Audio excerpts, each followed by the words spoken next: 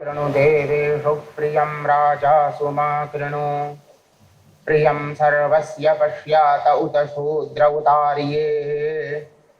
श्रीगुरुभ्यो नमः।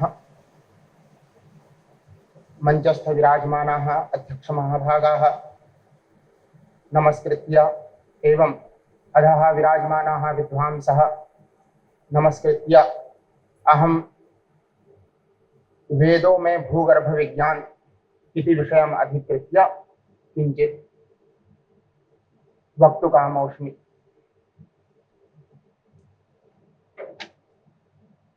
अहं तत्रं हिंदी भाषायां वच्मि यदि आदेशं त्वचेत् तदस्मदिष्यामि। वेदों में भूगर्भ विज्ञान, जियोलॉजी इन द वेदास।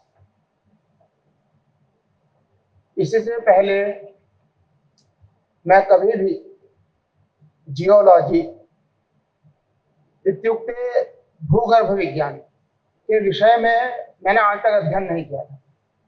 इसमें विज्ञान आज विश्व वैदिक विज्ञान सम्मेलन, इसके द्वारा मैंने आज जियोलॉजी के ऊपर थोड़ा अध्ययन कर करके कुछ वेदों से संग्रह किया हूं, उसको आपके सामने प्रस्तावित करूंगा। भूगर्भ शास्त्र को अंग्रेजी में जियोलॉजी कहा जाता है। यह शास्त्र जो पृथ्वी के भीतर की जानकारी देता है वह भूगर्भ शास्त्र कहलाता है। जियोलॉजी शब्द का प्रयोग सर्वप्रथम रिचर्ड डी बरी ने वर्ष 1973 में किया था। जियोलॉजी एक ग्रीक शब्द है जिसका जी और लॉजी से बना है। जी का अर्थ होता है अर्थ अर्थात पृथ्वी, और लॉजोस का अर्थ होता है साइंस इत्युक्ते विज्ञान। यानी जियोलॉजी भूगर्भ शास्त्र को सरल शब्दों में विज्ञान का, पृथ्वी का विज्ञान कहते हैं। बृहद शब्दों में यह वह विज्ञान है जिसमें पृथ्वी की उत्पत्ति, पृथ्वी की संरचना एवं संगठन, अंतर्जात एवं बहिर्जात, भूवैज्ञानिक क्रियाएं और उनके परिणाम यथा खनिज, चट्टान, जीवाश्म, पर्वत, सागर इत्यादि के बारे में विस्तृत अध्ययन किया जाता है। इसके अंतर्गत पृथ्वी संबंधी अनेक विषय आ जाते हैं, जैसे खनिज विज्ञान, तलछट विज्ञान, खनन इंजीनियरिंग और भूमापन इत्यादि। ब्रांचेस ऑफ जियोलॉजी, भूगर्भ शास्त्र या विज्ञान की शाखाएं। विस्तृत भूवैज्ञानिक विवेचनाओं का सरल रूप में अध्ययन करने हेतु भूविज्ञान को निम्नलिखित शाखाओं में विभक्त किया गया है। वैसे तो भूगर्भ विज्ञान के अनेक मत हैं, लेकिन उसमें से कुछ मत मैंने यहाँ पर 10 मत यहाँ पर स्थापित किए हैं। संसारे बहुनि मतानि सन्ति भूगर्भ विज्ञान मध्ये, परंच कोऽपि त्रीणि वदिष्यन्ति, कोऽपि 7, 10 अथवा 37 वदिष्यन्ति, परंच अहं 10 स्वीकृत्य अत्र स्थापितवान्। ऐतिहासिक भूविज्ञान, भौतिक भूविज्ञान, आर्थिक भूविज्ञान, संरचनात्मक भूविज्ञान, खनिज विज्ञान, खनन भूविज्ञान, भू आकृति विज्ञान, शैल विज्ञान, जीवाश्म विज्ञान, व्यवहारिक भूविज्ञान इत्यादि। लौकिक दृष्टि से जानने के बाद अब वैदिक दृष्टि से भूगर्भ विज्ञान के बारे में जानेंगे। इदानीन्तन अहं लौकिक दृष्ट्या वदिष्यामि, परंच इदानीं वेदे किम् उक्तवन्तः तद् वदिष्यामि। वेदों में विभिन्न स्थलों में पृथ्वी का वर्णन मिलता है, लेकिन पृथ्वी का विस्तृत वर्णन अथर्ववेद के 12वें कांड के प्रथम सूक्त में किया गया है, जिसके प्रथम मंत्र में ही कहा गया है कि पृथ्वी महान, सत्य, प्रचंड, शाश्वत, नित्यम, दीक्षा, उग्र तप और यज्ञ ये सभी पृथ्वी को धारण करती हैं। सत्यम बृहदृतम उग्रं दीक्षा तपो ब्रह्मा यज्ञ पृथिवीं धारयन्ति। इसी सूक्त में इस पृथ्वी को माता भी कहा गया है। माता भूमिः पुत्रो अहम पृथिव्याः। वैसे तो पृथ्वी के ऊपर एवं गर्भ में खनिज पदार्थ इत्यादि बहुत कुछ प्राप्त होता है। उन्हीं में से कुछ पदार्थों का वेदों में उल्लेखित विज्ञान दर्शाने का प्रयास करूंगा। सर्वप्रथम भूमेः अग्नि विज्ञानम, भूमि में अग्नि विज्ञान। भूमि के केंद्र स्थान में अग्नि है, इसका वर्णन वेदों में आया है। सतु वस्त्राण्यधपेशनानि वसानो अग्निर्नाभा पृथिव्याः। तेजोमय वस्त्र का तात्पर्य यह है कि केंद्रीय अग्नि से चिंगारियां निरंतर निकलती रहती हैं। ये चिंगारियां ही उस अग्नि के तेजोमय वस्त्र हैं। यही भाव अन्य वेदों में अनेक मंत्रों में वर्णित है। यजुर्वेद में कहा गया है कि जिस अग्नि का जन्म द्युलोक से हुआ है, अंतरिक्ष में जिसकी नाभि है, और उस अग्नि का आधार स्थान पृथ्वी है।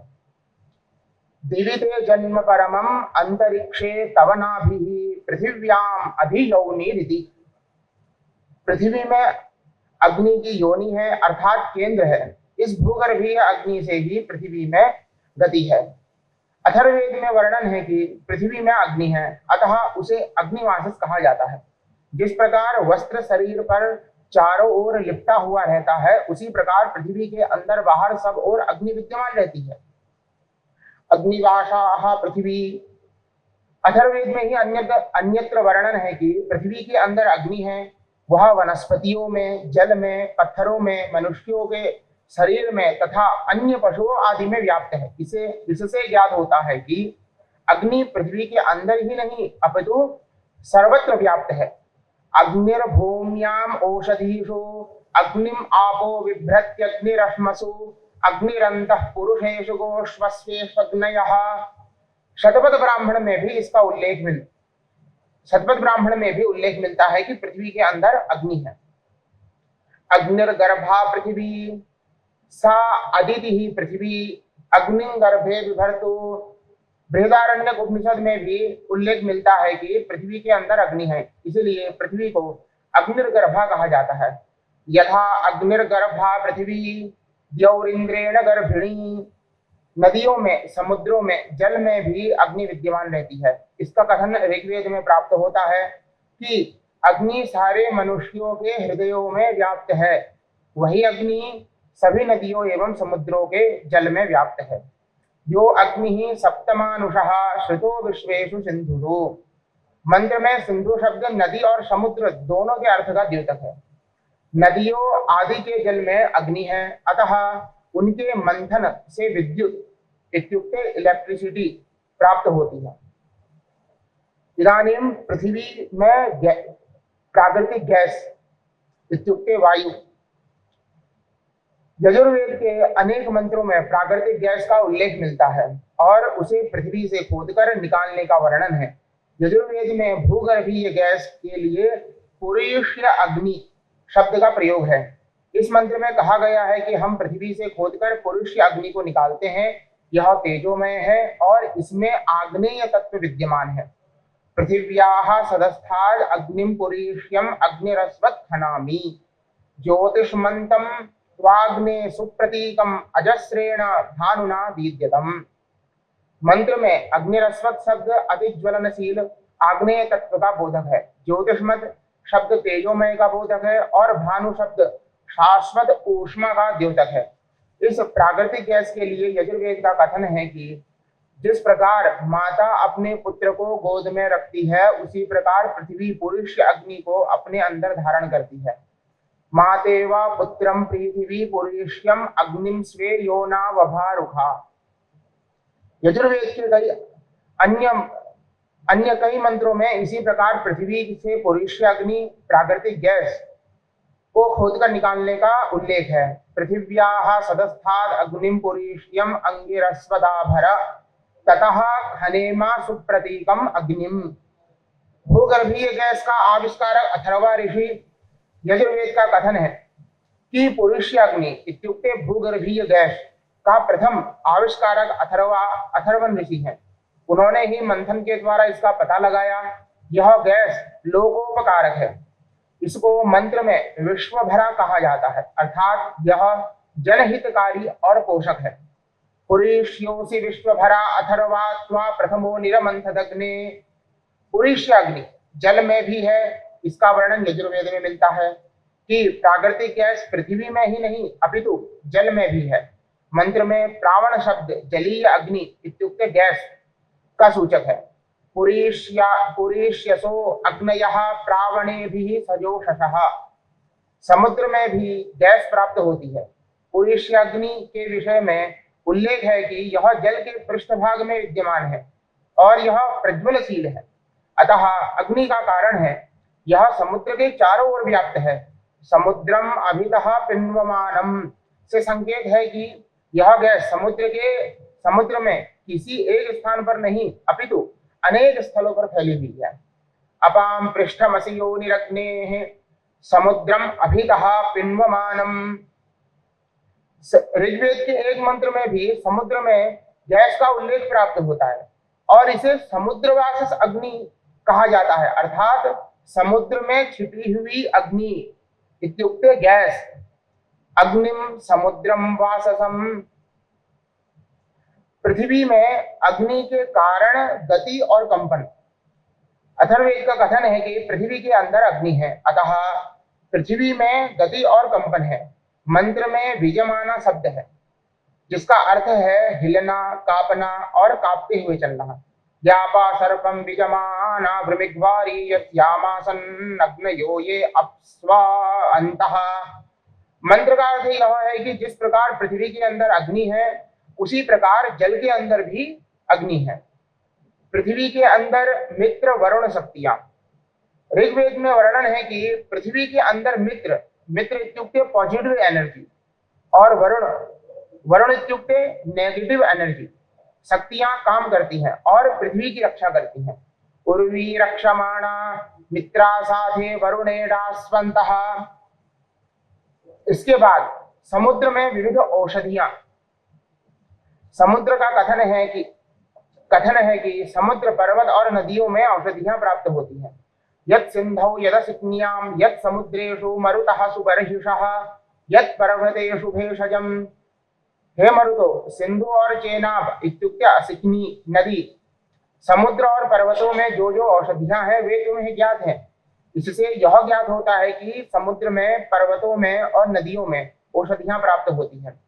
अथर्ववेद में समुद्री मिट्टी को रक्त प्रवाह की चिकित्सा बताया गया है। कहा गया है कि दीमक समुद्र से औषधि निकालता है, उनके द्वारा निकाली गई यह मिट्टी रक्त प्रवाह की चिकित्सा है। यह रोगों, ज्वर इत्यादि को भी शांत करती है। उपजी का उद्भारन्ति समुद्रादधि भेषजम तदा श्रावस्या भेषजम तदुरोगमशीषमत्। एक अन्य मंत्र में भी पृथ्वी के अंदर से निकाली गई मिट्टी से घाव भरने वाले मरहम को बताने का उल्लेख मिलता है। इसके लिए कहा गया है कि यह मिट्टी पृथ्वी के अंदर से निकाली गई है। अरुस्राणामिदं महत्पृथिव्या अद्युद्भीतम्। इसके बाद पृथ्वी में धातु और खनिज। अनेक मंत्रों में विविध धातुओं और खनिजों का उल्लेख प्राप्त होता है। यजुर्वेद के एक मंत्र में हिरण्य इत्युक्ते सोना, गोल्ड आयस इत्युक्ते लोहा, श्याम इत्युक्ते तांबा, लोह इत्युक्ते लोहा, शीस इत्युक्ते सीसा और त्रपु इत्युक्ते बंग, रांगा, टीन इत्यादि वर्णन है। हिरण्यंच मे, यश्च मे, श्यामंच मे, लोहंच मे, शीसंच मे, त्रपुच मे यज्ञेन कल्पताम। अथर्ववेद में भी एक मंत्र में सोना, चांदी और लोहा, इन तीन धातुओं का उल्लेख मिलता है। हरिते त्रीणि, रजते त्रीणि, अयसे त्रीणि, भूगर्भ में रत्न इत्यादि। भूगर्भ मध्य रत्नादि। अथर्ववेद में वर्णन है कि पृथ्वी के अंदर धन का खजाना है। इससे मणि, सुवर्ण आदि, इसमें मणि और सुवर्ण इत्यादि है। निधिम बिभ्राति बहुधा गुहा वसुमणिम हिरण्यम पृथ्वी ददातु में।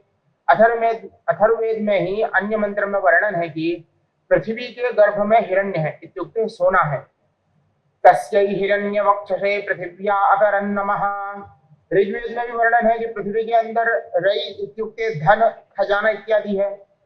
रयिन्त इंद्र पृथ्वी बिभर्तु पुरो वसूनि पृथ्वी बिभर्ति।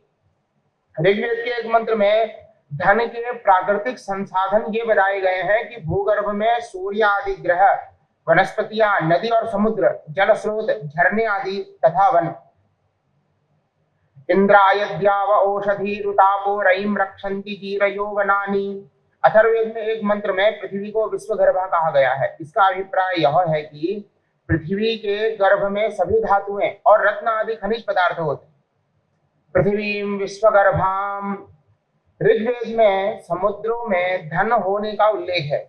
मंत्र का कथन है कि चारों समुद्र में धन अर्थात रत्न आदि सामग्री है। चतुः समुद्रम धरुणम रयीणाम, एक अन्य मंत्र में भी समुद्रों में रत्न होने का उल्लेख है। सिंधु भी रत्नधे भी, इसके बाद समुद्र में वनस्पतियां और अन्न। ऋग्वेद में वर्णन है कि समुद्र में अनेक वनस्पतियां और अन्न होते हैं। अंधस शब्द का अर्थ है वनस्पति और भोज्य अन्न। यद्वा समुद्रे अंधसः, पर्वतों में भी धन। ऋग्वेद में एक मंत्र में पर्वतों को वसुमत अर्थात धन संपत्ति वाला कहा गया है। पर्वतों में प्राप्त होने वाले खनिज आदि धन संपत्ति है। पर्वतों में धन के भंडार का उल्लेख है। वसुमंतम विपर्वतम गुहानिधिम परिवीतम अश्मनि अनंते, जल स्रोतों का पता लगाना। अथर्ववेद में दो मंत्रों में उपजीविका इत्युक्ते दीमक का उल्लेख है और उनकी यह विशेषता बताई गई है कि वे समुद्र से और जल स्रोत से अपनी बनी दीमक द्वारा बनाए गए मिट्टी के टीले तक जाती है। दीमक अपने टीले में एक विशेष प्रकार की आर्द्रता इत्युक्ते नमी बनाए रखती हैं। इसके लिए उन्हें जल स्रोत का मार्ग ढूंढना पड़ता है। अथर्ववेद का कथन है कि दीमक रेगिस्तान में भी अपने टीले को जल से सींचती है। यद्वो देवा उपजीविका आसिंचन धन्वन्युदकम, अन्य मंत्र में भी कहा गया है कि दीमक समुद्र से औषधियां आदि लेकर आती है। उपजीविका उद्भारन्ते समुद्रादधि भेषजम। मेरा इस वेदों में भूगर्भ विज्ञान का निष्कर्ष यह है कि भूगर्भ विज्ञान अथवा भूगर्भ शास्त्र को जानने से हमें पृथ्वी के इतिहास के बारे में अंतर्दृष्टि प्रदान करता है। खनिजों तथा हाइड्रोकार्बनों खोज के फलस्वरूप वर्तमान युग में इसका वाणिज्यिक महत्व अधिक बढ़ जाता है। जलीय संसाधन के मूल्यांकन में भी इसका महत्व है। प्राकृतिक आपदाओं को समझने एवं उनकी भविष्यवाणी करने के कारण आम जनता के लिए महत्व रखता है। यह पर्यावरणीय समस्याओं का हल सुलझा सकता है तथा भूतकाल के जलवायु परिवर्तनों के संबंध में अंतर्दृष्टि भी देता है। भूतकनीकी, इंजीनियरिंग इत्यादि में भी इसका भूमिका महत्वपूर्ण रहती है। धन्यवाद। आप मुझे यहाँ पर बोलने का मौका दिए, इसके लिए मैं ब्रह्मचारी गुरु जी का धन्यवाद समर्पण करता हूँ।